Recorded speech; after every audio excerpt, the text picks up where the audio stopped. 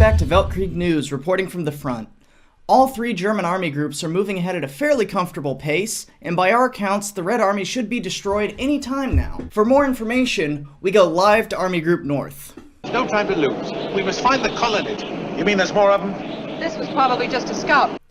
Well, I'm sure it's an isolated incident. Let's check in with Army Group South. They're everywhere! Well, surely it'll all be in hand soon. For more, we go to our man on the ground, Heinrich, who is currently marching with the infantry to catch up and hopefully end the last of their resistance. Apparently he's in hospital from exhaustion. Well, keep your dial here on Weltkrieg News, covering the war for as long as it takes. Hopefully not much longer. This video is sponsored by ExpressVPN. Take back your internet privacy today with 3 free months by clicking the link in the description box below.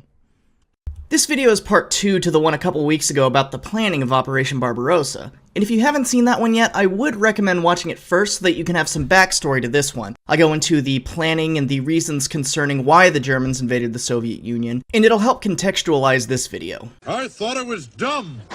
Maybe you're right. On June 22nd, 1941, the German army, along with its allies, invaded the Soviet Union in Operation Barbarossa. I'll be going over a few myths along with covering the main reasons that the operation failed, but the first myth that I want to mention, as petty as it may be, is that Hitler did not invade the USSR in the winter. The invasion began in June as early as it could after the spring rains, but I still see these "don't attack Russia in the winter" memes everywhere, and it's just not true. What are you, retarded? You may have a point as far as continuing the invasion once the winter sets in, but the invasion did not take place in the winter. Even Hitler wasn't stupid enough to do that, so stop it! The invading forces were split into 3 army groups, North, Center, and South. Their basic objectives being Leningrad, Moscow, and the Ukraine respectively. Within these army groups though, you basically have 2 separate armies. The panzer troops, who are mechanized and consist of about 30 divisions altogether, and the infantry, who number about 110 divisions. The common narrative of the invasion is of the German army being this huge mechanized force, performing encirclements all around the Red Army, killing and capturing scores of men all the way until they were lightly halted in front of Moscow. Everything's under control, situation normal. And to a certain extent, this is true. Soviet casualties compared to German casualties, especially once you factor in the ones lost to the encirclements, are much higher. But as Stayhill points out, you have to look at where these casualties are concentrated. The infantry during Barbarossa was only moving as fast as someone can walk, moving at literally the same pace Napoleon's army moved when they invaded Russia years prior, meaning that they're going to have trouble keeping up with the mechanized forces. And this is an issue that I don't see talked about much, but is vital to understanding later problems. Because this means that the panzer divisions are the ones meeting the enemy first and taking the brunt of what the Soviet defending forces are throwing at the German army. So although German casualties look pretty light compared to the Soviets, they aren't being equally distributed amongst the army. Can you help me out, huh? Sorry, I got my own problems, guy. The panzer troops are being hit hard and are the ones taking the losses, meaning the strength of these vital troops is waning pretty fast, taking a lot of the hitting power out of the German army for these huge encirclements. This also leads to a problem of the tanks outrunning the infantry, causing dangerous gaps between the 2 forces that the encircled enemy may still be operating in.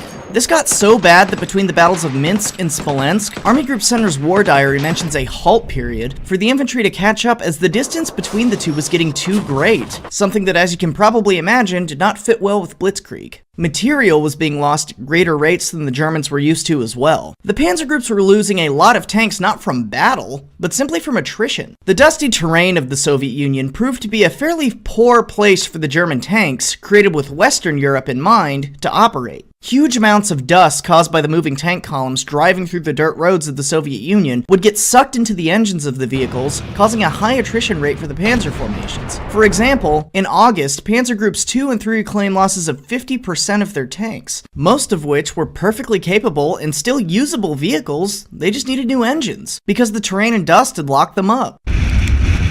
Guderian on multiple occasions went to the commander of Army Group Center asking for more engines. Because the tanks were there, they just couldn't run. But this was an unforeseen issue, as the Germans always fought short campaigns in the past and planned for this one to be the same, as I mentioned in part 1. So spare engines were never created in the numbers that were needed because the campaign typically was over before these problems arose. But if the engines were available, this may not have been a fix to the problem because also, as I mentioned in part 1, the supply problems that were predicted very quickly became reality. As the Germans move into the Soviet Union, they naturally move further and further away from their supply dumps at the jumping off point, meaning that the further they went, the longer it took for supplies to be brought up, and the things that were bringing supplies, namely trucks, were consuming more supplies themselves to get there. And this process got more and more difficult as the campaign went on. Supply groups were also being hindered by the large gap between the tanks and the infantry mentioned earlier, and that when going through these areas, there were oftentimes Soviet forces that would remain active that would be able to attack the trucks, along with many of them also being lost to attrition in the same way the tanks were, from the very rough and dusty terrain of the Soviet Union. By August, Army Group Center reportedly lost about 25% of their trucks, and Army Group North had lost 39%.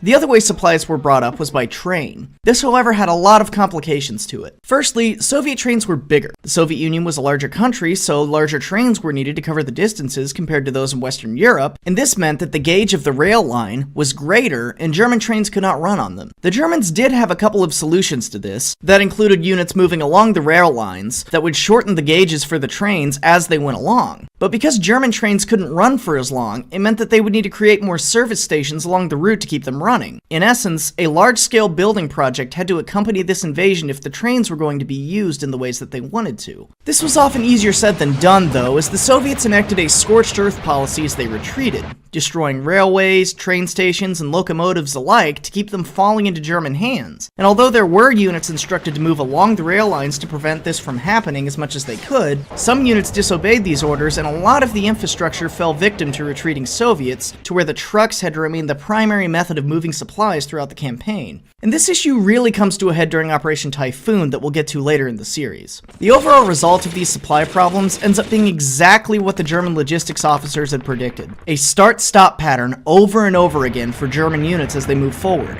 Run out of supplies, then wait for more to be brought up so they can continue again, all the way into the rainy season in the late fall. Even through all these odds, though, the Germans were able to win a number of huge victories in the opening months of the campaign. First taking Minsk and then Smolensk, and besieging Leningrad, utterly devastating the first Soviet defensive echelon. Many hundreds of thousands of troops are taken prisoner, and for the moment to the Germans, and the world, it looks like the Soviet Union might fall, with some German newspapers in early October proclaiming victory in the East. However, German intelligence has completely failed at their analysis of the Red Army, how many troops, and how much material they could truly muster. By the Germans' count, they should have destroyed the Red Army by this point, by their rather accurate assessment of it consisting of about 5.5 million men. What they had failed to realize, though, was the Soviet Union's capacity to call up and muster the trained reservists it had, and the German commanders are completely vexed by this. They're coming to get you, Barbara. Stop it! After the initial invasion in June 22nd, the Red Army was able to raise an additional 5.3 million men by the end of July. And later on, although I'm getting ahead of myself, by December, the Red Army would number about 8 million men on the Eastern Front, in spite of their heavy losses, according to author David Glantz. Although the Germans have been fairly successful by the looks of things so far, by October, in the beginnings of Operation Typhoon and the approach to Moscow, the cracks are really beginning to show. They're already a month past when the campaign was supposed to be decided in September. Soviet armies continue appearing in front of them, even though by their count they should have destroyed it almost a few times over by now. Divisions are quickly becoming understrengthed, supplies are having more and more trouble getting to where they need to be, and yet the objective is still the same: capitulate the Soviet Union, and forces are being driven ahead time and time again, without proper replacements and with exhaustion growing. The successes have been great, but there seems to be a growing dissonance between the commanders making the calls and the troops on the ground. And despite the obvious problems that are surfacing, the grand strategy, or really lack of it, has not changed, although some objectives are being tweaked as time goes on. And as the rainy season sets in, Army Group Center sets itself up for what they hope to be the last push that will land them in Red Square.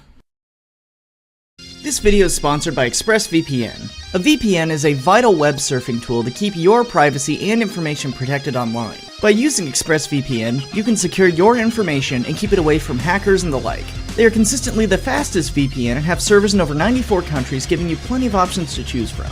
It's easy to use and provides internet without restrictions and just one click on every device: Windows, iOS, Android, Mac, and more.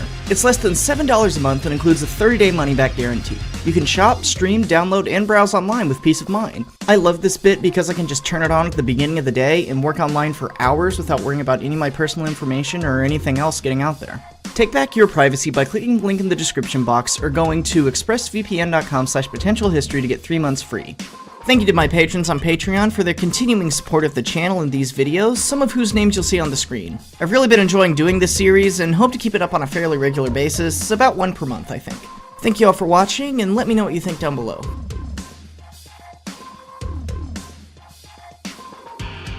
Limited areas for their armies to retreat into, though once enough infrastructure was taken, the country had no choice but to surrender. But in the vastness of the Soviet Union, this tactic was not going to fly. And, like I said previously, these were things that were missed or completely ignored. And this was compounded by the atrocious intelligence provided by the intelligence.